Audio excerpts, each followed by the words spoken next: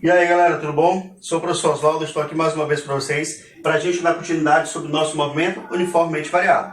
Agora a gente vai trabalhar com a parte dos gráficos, tá? E para a gente começar, a gente olhando visualmente, tá, os gráficos do movimento uniformemente variado e espaço em função do tempo, você já repara uma grande diferença em relação ao movimento uniforme. Professor, por que tem essa diferença? Bem simples. Quando a gente tem bem que a equação horária S é igual a SO mais VOT mais AT ao quadrado dividido por 2, a gente repara que essa função aqui é uma função o quê? Do segundo grau.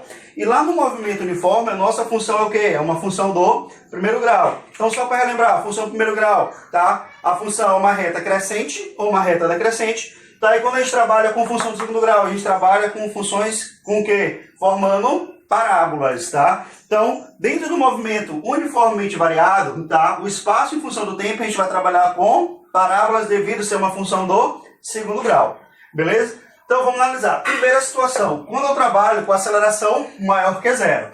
Galera, toda vez que a minha aceleração é maior que zero, meu movimento é o quê? Meu movimento, ele é acelerado. Então, o primeiro gráfico que a gente vai estudar vai ser o gráfico do movimento acelerado.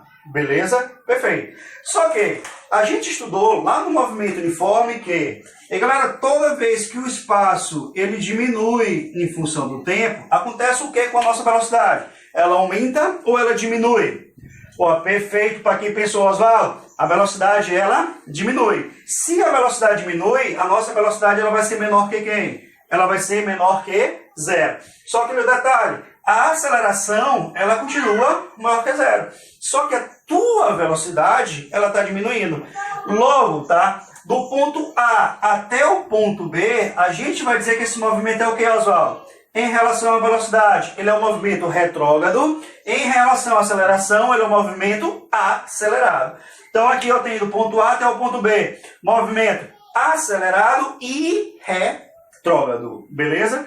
Show de bola. E Oswaldo, o que acontece nesse ponto B bem aqui? Nesse ponto B, o objeto ele vai ter velocidade igual a zero e esse objeto ele vai inverter o movimento. Oswaldo, como assim inverter o movimento? Repara que daqui no ponto B até o ponto C, esse objeto, o espaço dele está fazendo o que agora? O espaço ele está aumentando. Logo, como o movimento anterior é retrógrado e agora o espaço está aumentando, a nossa velocidade vai ser o quê? Nossa velocidade é maior que zero. Se o movimento tem velocidade maior que zero, nesse caso, a minha velocidade maior que zero, o movimento será progressivo. Show? E olha o detalhe, a aceleração continua o quê? A aceleração continua maior que zero. Logo, aqui nessa situação, eu tenho um movimento progressivo, porque a velocidade é maior que zero, e um movimento acelerado, pois a aceleração é maior que zero. Tá? Então, dentro dos gráficos do movimento uniformemente variado, então tem que ter só essa sacada bem aqui, porque os caras que fazem as provas vestibulares, tá, do Brasil e do Enem também, que é do Brasil, tá, eles gostam de dar essas pegadinhas pra gente. Show de bola? Então, pegando o mesmo gancho, tá, já na segunda situação, a gente vai trabalhar com aceleração menor que zero. Oswaldo, como é que eu sei que a aceleração é menor que zero, a aceleração é maior que zero? Gente, é só olhar para a concavidade, buraquinho, furinho, como você quiser chamar. Na primeira situação, o furinho, buraquinho ou concavidade está voltado para onde? Para cima. Então, toda vez que tiver um furinho voltado para cima, Oswaldo, a aceleração é o quê? Maior que zero. Beleza?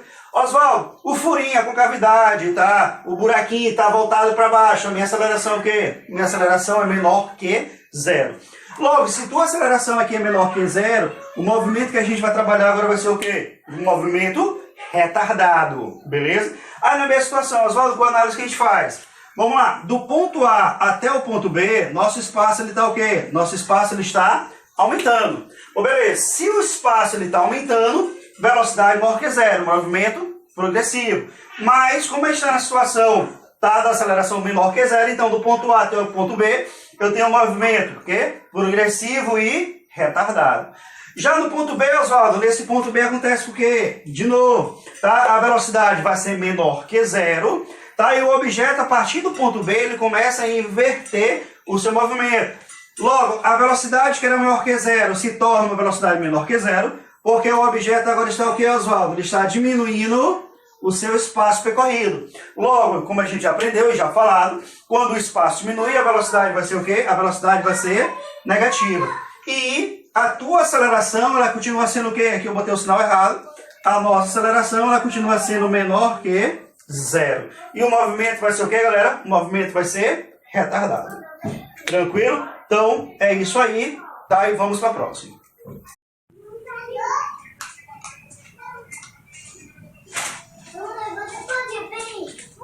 E aí, galera, dando continuidade então dos gráficos do movimento uniformemente variado, a gente vai estudar agora a velocidade em função do tempo, tá? Dois gráficos simples.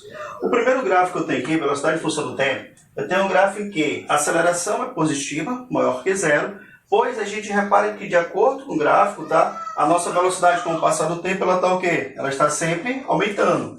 Então, olha lá, ó, a velocidade ela vai estar sempre crescendo ao passar do tempo. Então, se a velocidade está aumentando nessa situação, a gente tem que o movimento vai ser o quê? Acelerar.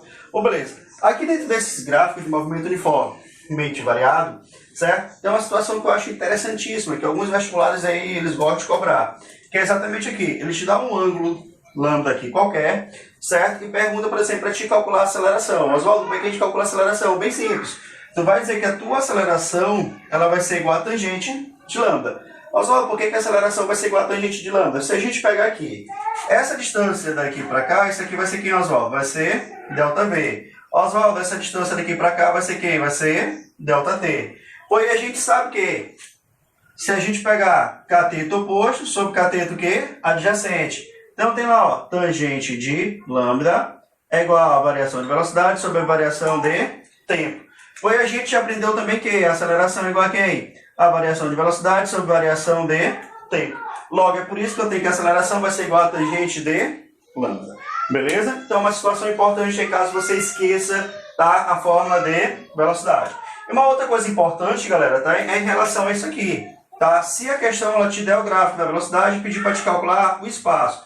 Professor, como é que a gente faz isso, professor? A gente vai dizer que a área da figura geométrica ela vai ser numericamente igual à variação de espaço. Aí você repara bem que essa figura geométrica que a gente tem formada aqui, isso aqui é um trapézio, tá?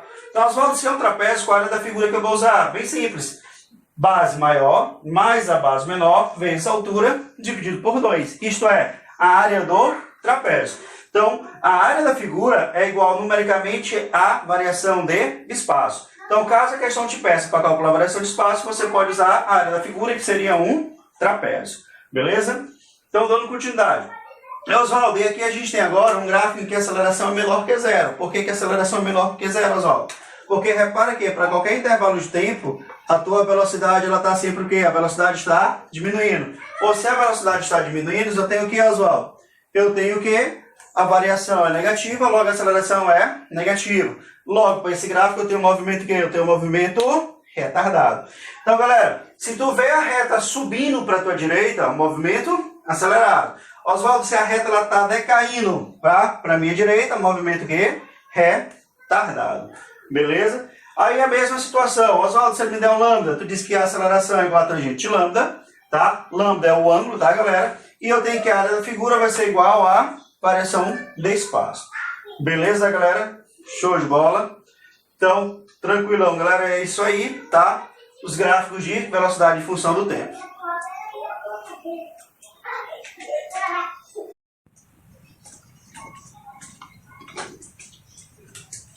Então, galera, para a gente terminar os gráficos do movimento uniformemente variado, tá?